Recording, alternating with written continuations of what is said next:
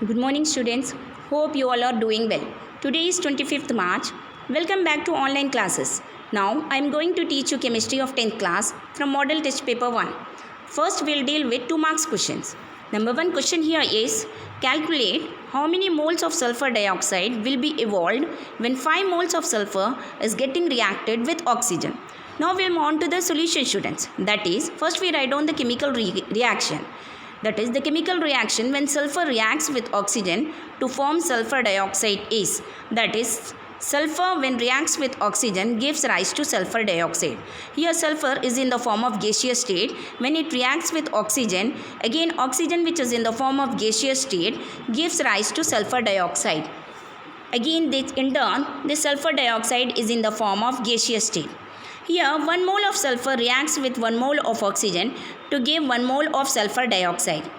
Hence, in the same way students, 5 moles of sulfur reacts with 5 moles of oxygen to give 5 moles of sulfur dioxide.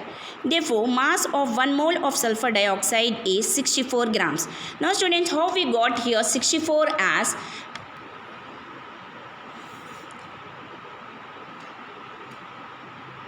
that is 1 mole of sulfur weighs 32 grams and 1 mole of oxygen weighs 16 grams.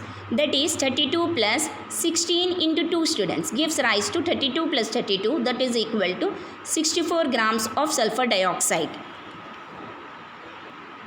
That is 32 grams of sulfur combines with 32 grams of oxygen to give rise to 64 grams of sulfur dioxide. Now students, when 5 moles of sulfur reacts with 5 moles of oxygen, the amount of sulfur dioxide evolved,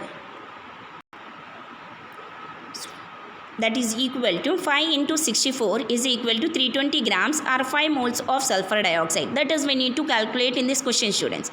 Now if you move on to the second question students, that is observe the following equation and write what information does it gives us. That is Fe2O3 plus Al gives rise to Al2O3 plus Fe. What this Fe2O3 stands for students? That is Fe2O3 is iron oxide or ferric oxide.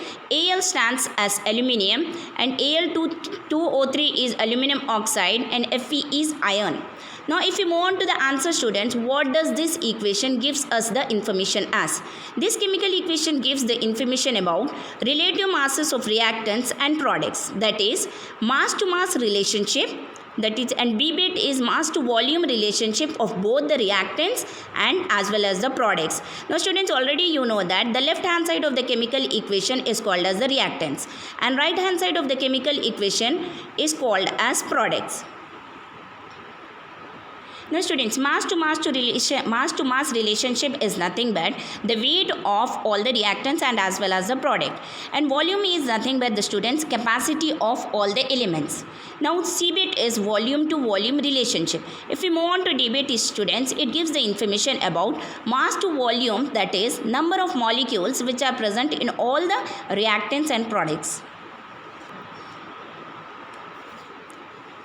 Now students, we'll move on to part B. First bit is dash forms a neutral salt, that is NH4OH and HCl. NH4OH is nothing but students ammonium hydroxide and HCl stands for hydrochloric acid. Now students, NH4OH is a base which gives OH minus ions in the solution, whereas HCl is an acid which gives H plus ions in the solution. If both of them combines, gives rise to NH4Cl along with the formation of water. Now students, that is NH4OH here is a base and HCl is an acid.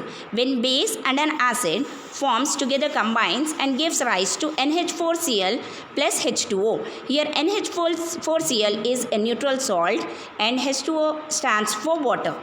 Now students, if we move on to the second bit, that is similarly like the first one students, when a strong acid reacts with a strong base gives rise to neutral salt and water. That is nothing but in the form of an equation as strong acid plus strong base gives rise to neutral salt plus water. Now students, if you move on to third bit, that is HCl. HCl is nothing but hydrochloric acid. When HCl gas turns dry blue litmus into red color. Now if you move on to the fourth bit students, the aqueous solution of sodium hydroxide has a pH value as 14. Now students, what is the meaning of aqueous solution? The solution which combines with water is called as an aqueous solution. Now students, what all we have discussed in the class, just note down in your notes and practice the chemical equations with the given problems. That's all with the today's class students. Have a good day. Take care of your health.